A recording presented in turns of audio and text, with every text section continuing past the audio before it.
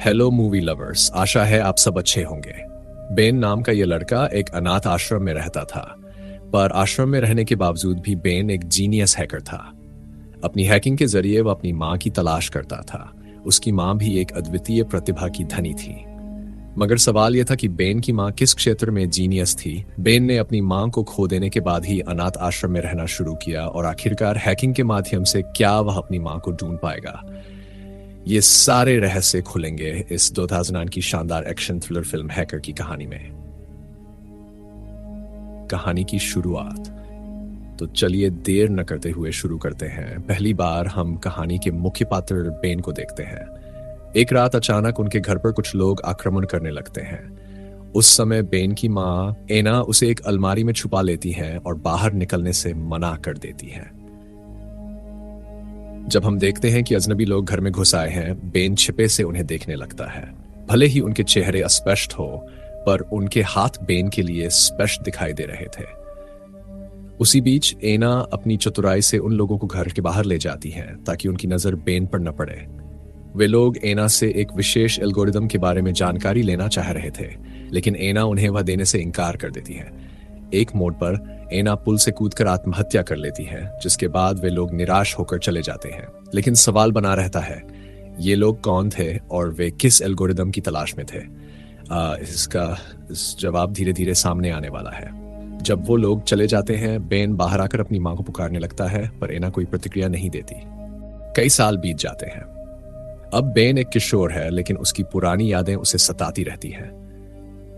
अब वह भी एक अनाथ आश्रम में रहता है और उसकी हैकिंग की कला में महारत हासिल चुकी है, परंतु उसका यह कौशल खास काम नहीं आता।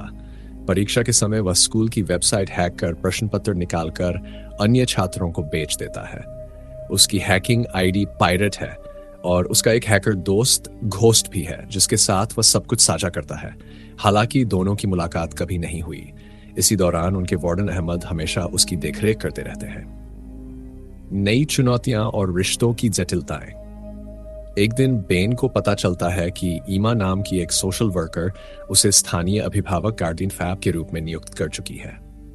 बेन को यह पसंद नहीं आता क्योंकि उसे अकेले रहना अच्छा लगता था। ध्यान रहे कि सोशल वर्कर्स अनाथ बच्चों को पहचान और कानूनी सहायता देने के लिए उनके अभिभावक बनते हैं, लेकिन इसका मतलब यह नहीं कि उन्हें हमेशा साथ रहना ही पड़े। पहले ही दिन बेन ने ईमा के साथ सैम नाम की एक लड़की से मुलाकात की। सैम भी अनाथ थी और उसकी भर्ती हाल ही में हुई थी। ईमा सैम के लिए एक गोद लेने वाले परिवार की तलाश में लगी थी।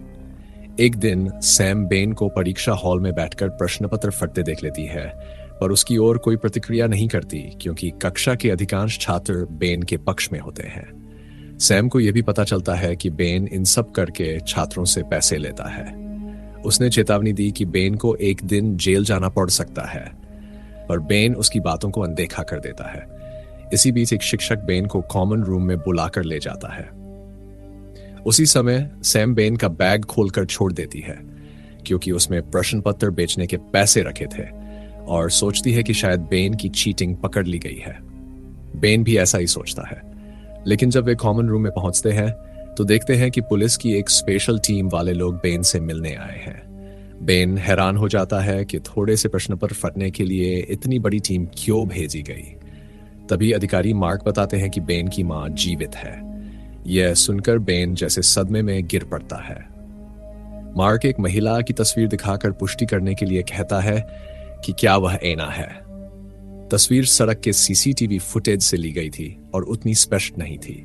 बेन ध्यान से उन अधिकारियों को देखता है। उनके हाथ, उनकी घड़ियां, सब कुछ उसे परिचित लगता है और फिर बताता है कि वह तस्वीर एना की नहीं है। मार्क बेन से और सवाल करना चाहता है, लेकिन ईमा उसे रोक देती है ताकि बेन घबराए नहीं। बेन वहां से निकल जाता है। बाहर निकलने पर सैम अपना बैग लौटाती है और उससे मदद मांगती है। वह चाहती है कि बेन आश्रम के डेटाबेस से सैम का पुराना रिकॉर्ड हटा दे ताकि सैम एक अच्छे गोद लेने वाले परिवार में जा सके। दरअसल सैम ने पहले वाले आश्रम में आग लगा दी थी, जिसके कारण उसे बेन के आश्रम में स्थानांतरित कर दिया गया था। लेकिन उसने ऐसा क्यों किया, यह बाद में खुल जाएगा। बेन पूछता है कि सैम के पास पैसे हैं या नहीं, क्योंकि वह बिना पैसे के कुछ नहीं करता था।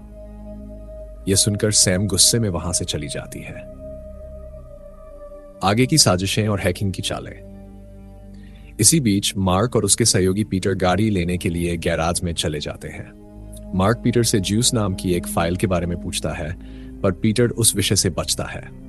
दरअसल ज्यूस नाम की फाइल सिर्फ पीटर के पास थी, लेकिन उसमें क्या है यह आगे खुलने वाला है। वहीं बेन चुपके से गैराज पहुंच जाता है और पीटर की गाड़ी के पीछे एक फोन सेट करने लगता है। शायद उस फोन के जरिए पीटर की लोकेशन ट्रैक करने की कोशिश कर रहा होता है, परंतु अचानक तेज आवाज होने पर पीटर पीछे आने लगते हैं और बेन पकड़ा जाता है। उसी समय सैम आकर पीटर को बातों के जाल में फंसा देती है ताकि बेन अपना काम पूरा कर सके। कुछ ही देर में बेन अपना काम समाप्त कर लेता है, छिप जाता है, जैकी है और पीटर वहां से चले जाते हैं। बेन पीटर की लोकेशन पता करने की कोशिश करता है, पर उसे एक अच्छे इंटरनेट कनेक्शन की कमी महसूस होती है जो गैराज में उपलब्ध नहीं होता। इसलिए वह निर्णय लेता है कि वह एक साइबर कैफे जाकर अपना काम पूरा करेगा। चूंकि सैम फिर से उसकी मदद करती है, टीन इस बार वह मुफ्त में सैम की सहायता करने के लिए तैयार हो जाता है। दोनों पास के एक साइबर कैफे में जाते हैं। सैम सोचती है कि बेन उसे मदद करने आया है, पर बेन बताता है कि पहले उसे अपना जरूरी काम पूरा करना है, फिर वह सैम का काम करेगा। इसके लिए कैफे के सीसीटीवी कैमरों को बंद करना जरूरी होता है, इसलिए बेन सैम से बात करके कैफे के मालिक को व्यस्त रखने का उपाय करता है। सैम मालिक से बातें करने लगती है और उसी अवसर पर बेन सीसीटीवी बंद कर देता है ताकि कोई न जान सके कि वह क्या कर रहा है, और फिर अपना काम शुरू कर देता है।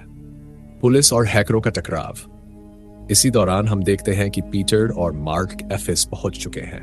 वे अभी भी एना के बारे में रिसर्च कर रहे हैं, पर उनके पास सिर्फ वह अस्पष्ट तस्वीर ही है। अचानक वे देखते हैं कि कोई उनके सर्वर को हैक करने की कोशिश कर रहा है। पता चलता है कि असल में बेन पीटर की लोकेशन पता करने की बजाय उस फोन के जरिए सर्वर हैक करने की कोशिश कर रहा था, पर पुलिस को संदेह होता है कि यह काम एना कर रही है, इसलिए वे एना की लोकेशन पता करने लगते हैं। बेन सर्वर में जाकर एना का नाम टाइप करता है और उसी समय ज्यूस नाम की फाइल सामने आती है। बेन तुरंत फाइलों को अपने डिवाइस में ट्रांसफर करना शुरू कर देता है, पर फाइलों की मात्रा अधिक होने के कारण ट्रांसफर में समय लग रहा होता है। इसी बीच पुलिस को पता चलता है कि 2 एक्सटर्नल डिवाइसों के माध्यम से सर्वर हैक किया जा रहा है। एक डिवाइस पीटर की गाड़ी में मौजूद फोन है और दूसरा पीटर का टैबलेट। पिछली बार बेन ने पीटर का टैबलेट पकड़ लिया था, इसलिए पीटर को शक होने लगता है कि यह काम एना का नहीं बल्कि बेन का है। कुछ ही समय में पुलिस हैकर की लोकेशन पता कर लेती है, जो कि बेन के स्कूल के बिल्कुल पास थी।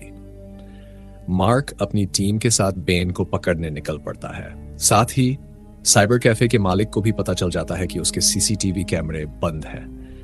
बेन अत्यधिक तनाव में हो जाता है, क्योंकि यदि उसका काम पूरा नहीं हुआ तो वह बाहर नहीं निकल पाएगा। मार्क अपनी टीम के साथ कैफे पहुंच जाता है और पहले मालिक को पकड़ता है, पर उसे देखकर उन्हें एहसास होता है कि वह मामले में शामिल नहीं है। उन्हें 2 बच्चे कुछ तकनीकी काम में लगे हैं। वे तुरंत उन दोनों को पकड़ने की कोशिश करते हैं, लेकिन जल्दी ही सच्चाई सामने आती है। वे तो बेन और सैम नहीं हैं, क्योंकि मार्क की नजर से स्पष्ट हो जाता है कि बेन और सैम पहले ही भाग चुके हैं और उनकी जगह कुछ अजनबी बैठे हुए हैं। मार्क देखते हैं कि फाइल ट्रांसफर अभी भी चालू है। बेन ने इतनी चतुराई से इसे रोक रखा था कि अगर पुलिस हस्तक्षेप करती तो पूरा कंप्यूटर सिस्टम, यहां तक कि सर्वर भी क्रैश हो जाता। हताश होकर मार्क बेन को पकड़ने के लिए निकल पड़ता है, पर बेन और सैम पास के एक सुरक्षित ठिकाने पर छिप जाते हैं। जैसे ही फाइल ट्रांसफर पूरा होता है, वे बड़ी ही सूझबूझ से पुलिस की नजरों से बच निकलते हैं। भागते समय एक नया मोड़। बेन भागते हुए एक काली गाड़ी पर नजर डालते हैं जिस पर पायरेट का लोगो अंकित है। उन्हें शक होता है कि शायद ये गाड़ी उनकी मां द्वारा भेजी गई हो। तुरंत वे गाड़ी की ओर बढ़ते हैं। गाड़ी के पास पहुंचते ही एक मास्क पहना व्यक्ति उन्हें गाड़ी में चढ़ने का आदेश देता है, लेकिन वह सैम को अलग छोड़कर केवल बेन को लेना चाहता है। बेन सैम से अलग होने को तैयार नहीं होते, इसलिए अंततः वह मास्क वाले व्यक्ति को मजबूर होकर दोनों को गाड़ी में ले लेता है। गाड़ी की सवारी के दौरान वह व्यक्ति बेन के बैग की सभी चीजों की जांच करता है। जब वह सैम को लेने जाता है तो बेन उसे रोक देते हैं और विनम्रता से सैम का इनहेलर वापस करने का आग्रह करते हैं। इसी बीच बेन का हाथ छूट जाने से पुलिस डायरेक्टर का गुस्सा भड़क जाता है, क्योंकि बेन ही एना तक पहुंचने का एकमात्र मार्ग था। फिर सीन शिफ्ट में यह दृश्य उभरता है कि मास्क पहना व्यक्ति बेन और सैम को शहर से दूर उनके गुप्त अड्डे की ओर ले जा रहा है। वहां पहुंचते ही बेन उस व्यक्ति से एना के बारे में पूछते हैं, पर वह मौन रहता है। उसी क्षण अचानक वार्डन अहमद आ जाते हैं, जिससे बेन को संदेह होता है कि शायद घोस्ट आईडी अहमद के पास है। थोड़ी निराशा के बाद अहमद उन्हें अंदर ले जाते हैं और एना बेन के सामने प्रकट हो जाती है। इतने वर्षों बाद अपनी मां को देखने का अनुभव बेन के लिए अविश्वसनीय होता है। हालांकि बेन की प्रतिक्रिया कुछ अजीब सी होती है। जैसे ही एना सामने आती है, बेन अनजाने में वर्षों की संचित आक्रोश के कारण उनकी गाल पर थप्पड़ मार देते हैं। तुरंत ही एना उन्हें गले लगा लेती है और दोनों भावनाओं में डूब जाते हैं। इसके बाद एना बेन को अपने ऑफिस में ले जाती है और सैम को अहमद के साथ दूसरे कमरे में भेज देती है। सैम बेन को अकेला छोड़ना नहीं चाहती, पर एना पर उनका भरोसा नहीं होता। ऑफिस पहुंचते ही एना के पास रखे तमाम हाइटेक उपकरण देखकर बेन बेहद खुश हो जाते हैं और अपनी बनाई हुई कुछ डिवाइस भी अपनी मां को दिखाते हैं। एना को विश्वास नहीं होता कि बेन की तकनीकी दक्षता इतनी अद्भुत है। बातचीत के दौरान बेन ने एना से पूछा कि पुलिस उसका पीछा क्यों कर रही है।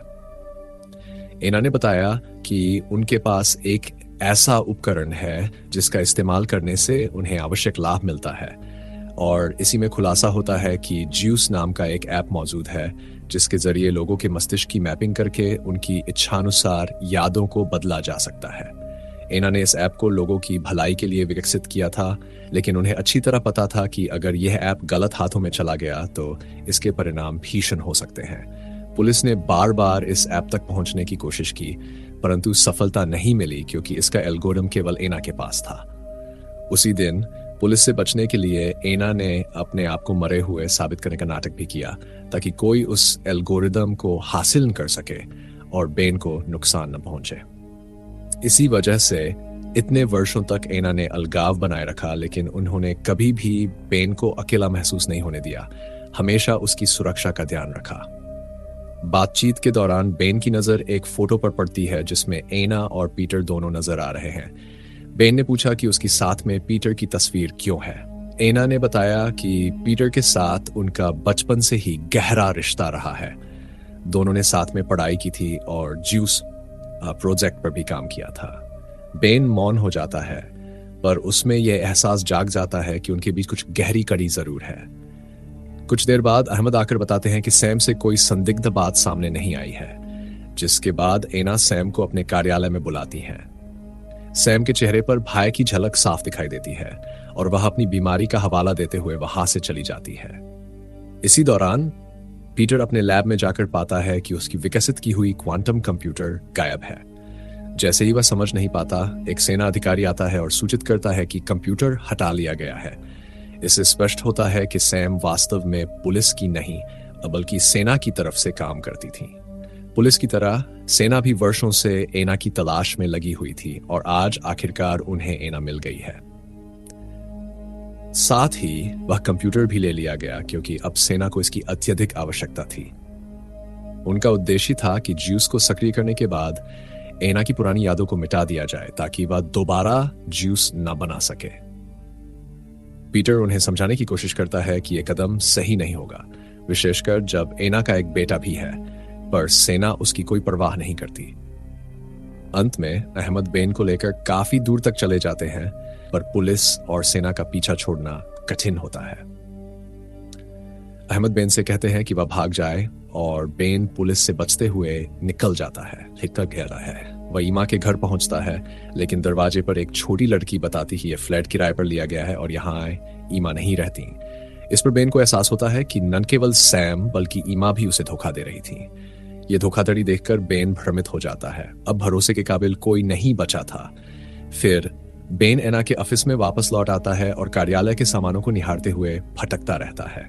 उसी समय सैम वहां आ जाती है, जिससे बेन का गुस्सा और बढ़ जाता है। सैम बताती है कि उन्हें मजबूरी में काम करना पड़ा क्योंकि ईमा ने उनसे वादा किया था कि अगर वे सैम की बात मान लेंगी तो उनके रिकॉर्ड मिटा दिए जाएंगे। बार बार मना करने के बावजूद अंततः बेन को मजबूरन ईमा की शर्त माननी पड़ी।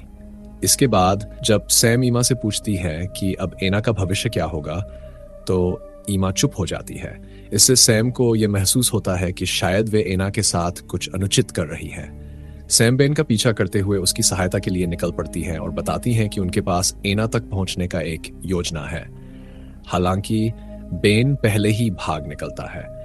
फिर सैम जोर देकर कहती है कि ईमा ज्यूस याप के माध्यम से राजनेताओं को प्रभावित करने की तैयारी में है, ताकि सेना को बंदूकों के सहारे शासन करने का अवसर प्राप्त हो सके। यह सुनकर बेन थम जाता है और अंततः सैम की बात मान लेता है, पर अब वे अकेले नहीं बल्कि मिलकर का काम करने का निर्णय लेते हैं। अगर आपको यह वीडियो पसंद आया हो तो लाइक करना ना भूलें और ऐसे ही शानदार कंटेंट के लिए इस चैनल को सब्सक्राइब करें। आपकी राय हमारे लिए बहुत महत्वपूर्ण है, इसलिए अपने विचार कमेंट सेक्शन में जरूर साझा करें। हम आपकी प्रतिक्रियाओं को पढ़ने और जवाब देने की पूरी कोशिश करेंगे।